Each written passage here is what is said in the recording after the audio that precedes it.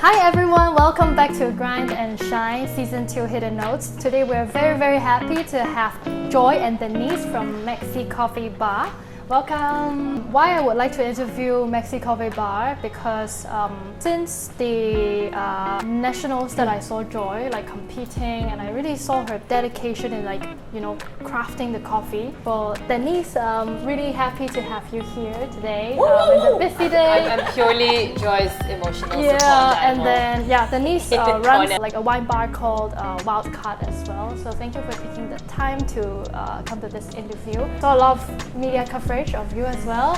So really excited to hear all the good things. So maybe we can start off with a short introduction of both of you can let our audience know what do you do and maybe your hobbies and your interests outside of work as well.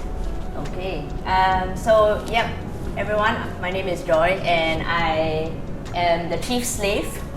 I run Maxi Coffee Bar. I take care of everything together with the rest of my team.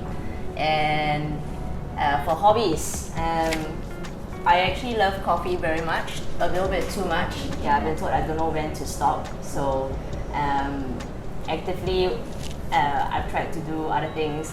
We're big on music, both of us. What kind of music? We used to play in a band. Oh, really? Yeah. Wait, what instruments do you play? Obviously, I play the trumpet. I blow my own horn. No, I'm just kidding. We play the guitar. She does a lot of electric. She's like the shit. EDM. Nice. This is in JC or uni? In JC and then post JC days. Yeah. So both of them went to the same school. Yeah. And sort of know of each other since 13 years old, right? Yeah. Wow. Yeah, so music, I love reading. I'm a big nerd. And anything that involves using my hands, like cooking, I love that. Yeah. So nice. Thank you, Joy. And Denise. Hi, I'm Denise. I guess if Joy is the chief slave, I have to be the slave driver of some sorts. That's fine. I think it's a formula that so far has worked. it's very successful, yeah. Yeah, but I mean, I founded Maxi about 6 years ago now. Yeah. And then I managed to, I had the fortune of reeling Joy in as well to run the business with me, because I think I quickly realized, the parts that I was better at and the parts that I was pretty shit at, and I think Joy and I were a bit like puzzle pieces, and I think we really complement each other in the best of ways. So, I've since kind of moved away from the operations of Maxi, and I run kind of things behind the scenes, including finances and all the boring stuff that people don't want to hear about. But nice. So I do crack the whip behind, but I think Necessary. It's a very, I think together Joy and I kind of have a creative vision for Maxi that we have been, executing and hope to grow in the years to come. Everyone has a different interpretation of what coffee is. So some people, for them, coffee is a business. Some people, to them, it is a product to make a lot of money. And then for some people, it is very art, it's craft, it's dedication. And then, for example, for me, coffee, it's like a means of connection with people. That's why today I'm interviewed both of you as well, that I can share your wonderful stories. So maybe each of you can share your interpretation of coffee. Coffee to me is opportunity. I think that word for me really sums it up. I guess opportunity in a lot of ways. I think it's opened up a lot of doors for me. But at a lot of points in time as well, it was also an opportunity to learn and to get your ass whipped a little bit, to be humbled. That there were a lot of chances in my career for that, but I think the good and the bad opportunities. But mainly, I think it's really a means for me it's a chance for me to constantly be on the learning curve. Whether it's not just about coffee, but also to learn more about people, to learn more about myself, my strengths, my weaknesses, and to eventually I hope be the best human being that I can be. Yeah. And for Denise? I mean, I think I'll probably come at it maybe from the lens of Maxi, the coffee bar that we are and that we hope to be. I think coffee for us is our language of hospitality. At the end of the day, I think we see ourselves not just as a coffee shop, but as a hospitality business. Yeah, for sure. Which is the business of people. Yes. And that is it at the end of the day, right? Of course, we hope to serve, consistent and delicious coffee. But it really is about, as you said, right, connections and connecting people. And what other product in the hospitality and F&B industry has, the privilege of seeing your guests every day. Yeah. So, coffee is that powerful daily ritual for all of us, but it's our means of, being able to really powerfully connect with our guests. I think we see more often than our friends. It's true. When you talk about music and history and all the other fun projects you're working on, how do you balance the time between your job, which is to manage, the wine bar and manage Maxi Coffee Bar, versus like doing that? Do you do that on your off days or in the evenings? I will be the first one to say I have very bad work-life balance. I don't know if I believe in it as someone who runs a business. I don't. Yeah, I think it's very dangerous because coffee is also a hobby of mine. It's a big hobby, right? Yeah. And I basically have way too much fun at work. But I do think it's necessary to step out a little bit and to find other activities that you can immerse yourself in just so that you can be present. And for those, you really need to schedule them in. Yeah. Like, you can't wait for time to drop into your lap. It won't. So I've had to carve out time and to like really purposefully plan, like for example breaks or holidays, which I hope to do better of this year. So it's important to, I think on your off days, we get whatever pockets of time we have. You just need to learn how to prioritize them. That's it. Yeah, no, I agree. I think balance is hard when you're passionate about what you do, because it is your passion. You're going to truly throw yourself into it, and I think Joy is probably the finest example of that. I don't know a better crafts person than her, but that's more than your 100-hour rule, right? It requires hours and hours of truly digging deep. So I am, very much a, fan of like so-called doing less better, but I don't. I always end up doing a lot because I'm a naturally very curious person. So I look to Joy definitely to balance that out a lot. So yes, I think it is a very heady mix of, going deep for that position, but also being able to take yourself out of that picture once in a while from perspective. You got to draw some boundaries at some points in time.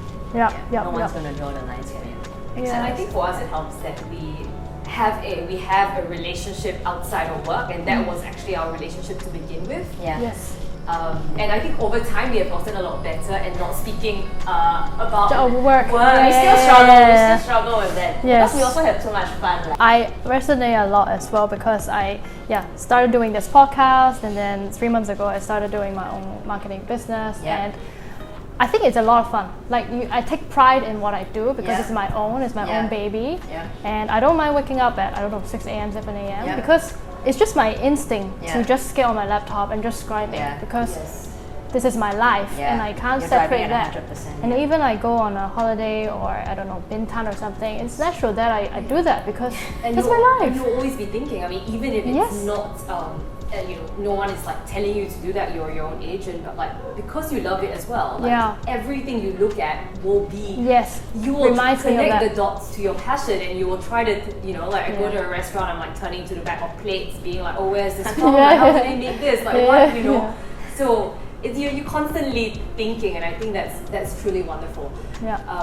But I think perhaps, and I don't know what you guys think, but the journey I've been on it's still my life's passion, but it's not myself. It's not my identity. I think being able to draw that boundary for me was But that's not easy. Yes. Back to the shop, right? So Maxi Coffee Bar, 6 years ago, Denise founded the company, created for people. How does this shop sort of like showcase, manifest your personality and your values? Maybe I'll start with the history. Yeah. To be really honest, Maxi Coffee Bar started.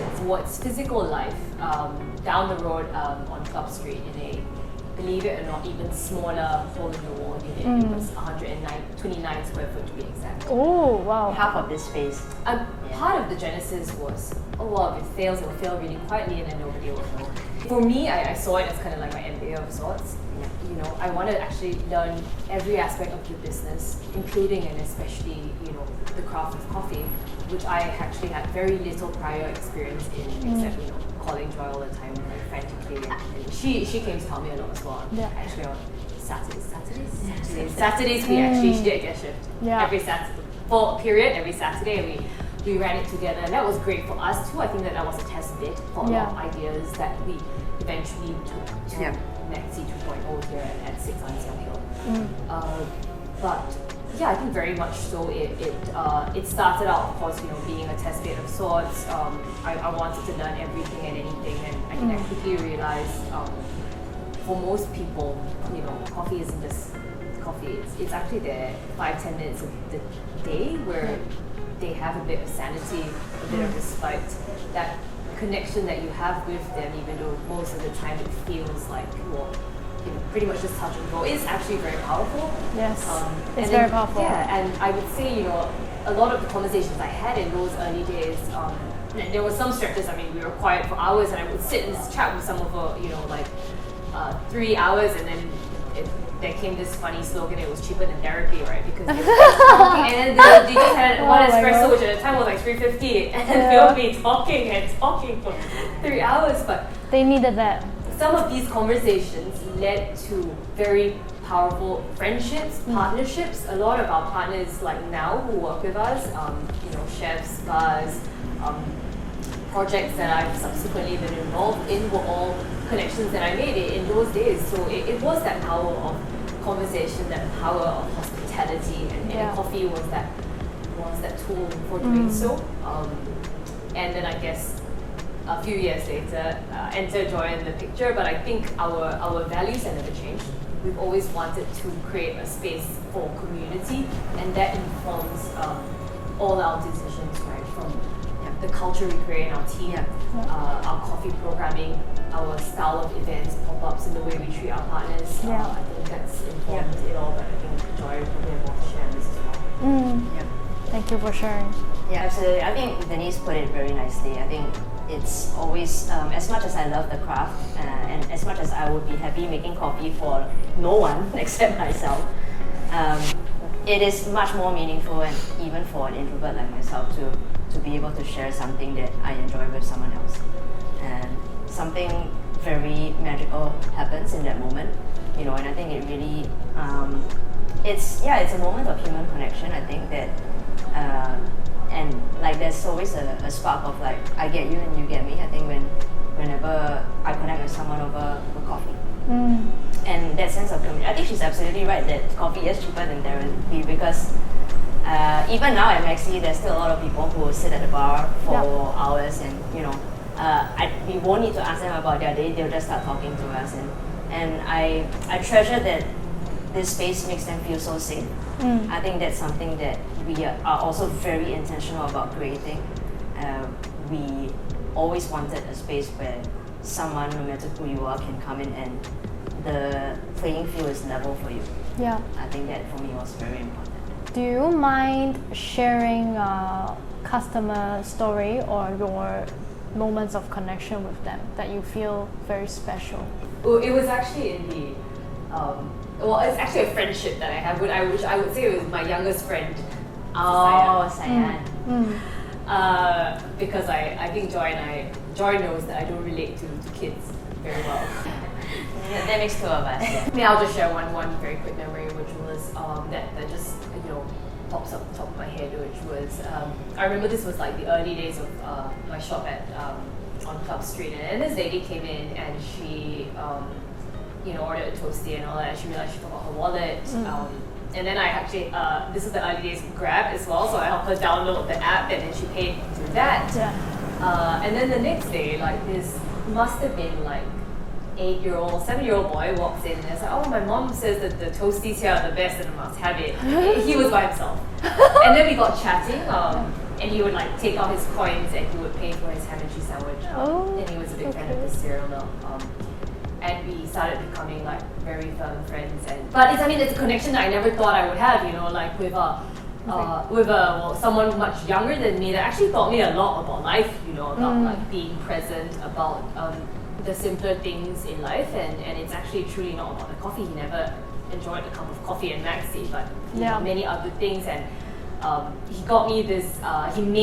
He was incredibly good with his hands, and he made a small little Lego replica of our first Maxi shop. So cute. That I still keep to this day. And it always it's the first thing I look at in the morning, and it always reminds me of my wine, right? So that's my one story. So I think for me it was just two customers. One of them we served during COVID, and I didn't know anything much about him. We chatted sometimes about coffee, and he'll just tell me like, oh, I really enjoyed the coffee today, la di da, and I would see him around, and that was that, right? But I think after everything went back to normal, he actually bothered to come up to me to tell me that the coffees that he had at Maxi, or his time at Maxi, really helped him to get through a very difficult time, which I was not expecting. He was always very cheerful, and I know that I hope that the product that I'm doing is not just a product but an experience for my customers. There's the skeptic in me that's always like, it's just coffee, like how far can I go to touch someone's life, and plus the fact that I'm actually very shy. Like I take a long time to open up to people. So coffee is really my means of like communicating as well with the outside world. Beyond my close circle of friends. I was surprised. You didn't see it coming because he's always very cheerful. And also like I wouldn't think like, okay, I'm glad that he enjoyed his coffee, but I didn't know that it meant so much. And the other one would be just a customer who came by when we first opened, and I think like along the years we got along very well. We are friends, I would say. But I think this year or last year she gave us a small Christmas present. And there was a card inside that had a very heartfelt message, and she mentioned that we're like her family, which I was very touched by. I don't expect such things. Even though I hope for such things. But when it comes true, I think it reminds us of the why. Thank you for sharing the stories. Any other stories you would like to share with us? It can be in your entrepreneurial journey, like any grinding behind the scenes you want to share with us, or there's not enough time for that. Condense. I have a memory off the top of my head. I think it's a fairly recent one, and I'm sure Joy knows. And this is not grinding behind the scenes, but it definitely is the behind the scenes in terms of going up the supply chain. So Joy, myself, and Wan Eng, our shop manager, we had the privilege of spending some time in Colombia late last year. Coffee's opportunities. Maybe what are the odds that you would traipse 30 plus hours across the world? And truly, I think that was. When you say hidden note, I think that is what you don't think about as often when you are in the coffee shop every day. Even as a consumer enjoying your cup of coffee, you're like, okay, well, these are the notes I taste. As a barista, it's like, okay, calibrating it to a certain balance and sweetness and whatever it is that you want for that day. And then these, I think what really hit home during that trip was the stories, the people behind this cup, the people behind these beans that we have the privilege of serving at our bars. Like every day, and it's about understanding that they have certain values too in producing these beans. You know, there's a whole family behind it that they hope to pass their craft of coffee growing down to generations to come as well, and so it's not just a name on a bag, which to be honest sometimes for me it's even hard to remember given the wide selection of coffees that we have at any one time, and being able to spend a lot of time with Fiorni's family and Asea, which is their farm, was just such a powerful reminder that there is there's a family with their values behind every cup, and it's a story that we hope to this year, I think, and in the years to come, we hope to try to tell our customers and try to bridge that gap. Even if everyone is not able to have the chance to go to origin, how do we close that gap and bring that story closer to home? Yeah, I think your role here is very, very powerful because it's so far away in Colombia, but then you will bring that to Singapore, and you are translating that into a very nice cup of coffee, and you bring their love and their dedication into the physical shop to your customers. So, and for Joy? My hidden note. So I took a long time to think about this. I think Denise shared a lot about the coffee side of things. So I'm going to flip around and actually talk about the business side of things. Actually, I think one of the hidden notes. We are learning. Yeah, we are learning from each other. Yeah. One of the biggest hidden notes I think that really shaped us, I think as a company, as a coffee-focused company, is loss. Yeah, that is the hidden note that you don't see behind everything that looks really nice and feels really nice. I think all throughout both of our journeys as co-founders and as a barista as well as a coffee professional, it's all of the gains and the learnings that I've had have always been because of a loss. Yes. And that's why for me those are very precious. Like they were very, very painful. It's not something that I would encourage everyone to go through because you will go through it eventually. But I think without those losses, like I definitely won't be here, like, for sure. And I wouldn't be the person that I am and the coffee professional that I am. And I think from the losses, for example, Maxi is not my first business. Denise was very generous in bringing on board. I don't know if you're listeners or Asam and I ran a business together before. And that was actually our first venture. And it was not easy to close that down. But we learned a lot. I learned a lot about myself. I had to grow up really fast. But without, for example, going through that experience, and that really, really shaped a lot of my perspective on how I need to grow as a person and as a coffee professional. But from that, you kind of have, from those forces that you go through, it forces you to think about what really matters at the end of the day to you. And for me, I think it's with every so-called failure that I go through, it's become clearer and clearer that what truly matters to me is always people related. It's always about relationships, and it's not about the dollar sign. Even though the dollar sign is important, but it's really about the bridges that you build and the bridges that you choose to save as well. So that's what I would say. Thank you for sharing. A lot of times, no one likes mistakes. No one likes losses because it's painful. But we grow the most from these mistakes, and we learn the most from these losses. Thank you very much for sharing that. And if the audience, you're listening, whether you're in coffee industry or you're working on your own projects, it's okay to have losses and just embrace them and learn from it. You can come talk to us because we are cheaper than therapy. But maybe don't talk for 3 hours. Don't talk for 3 hours. Okay, thank you so much, Denise you and so Joy, much. for coming. Before we end, we're gonna play a game. Okay. Joy loves games. Yeah. So the game is called Roast or Toast. So I will give an option, and you either roast it, which is to criticize it, or you can toast it, which is say cheers or why you appreciate that. First one, easier. Hokkien Mee? Cute toast. I Or the number of things she doesn't eat, right? You can compile it into yeah. a essay book and it still won't be enough. yeah, roast. I don't like yellow noodles.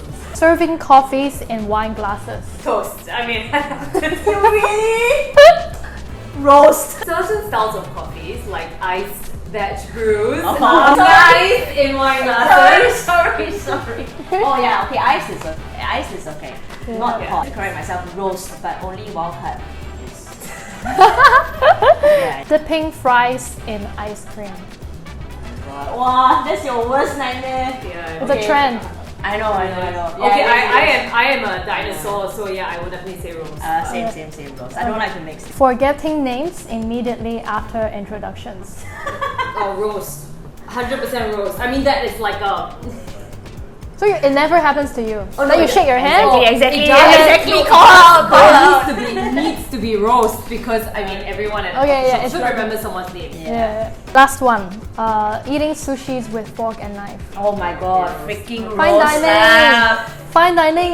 Hey, you're making me very agitated right now. No, roast. That's it for today. Thank you, Denise and Joy, again for coming and sharing the stories.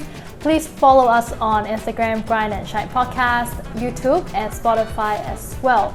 Thank you, everyone. Bye. Bye.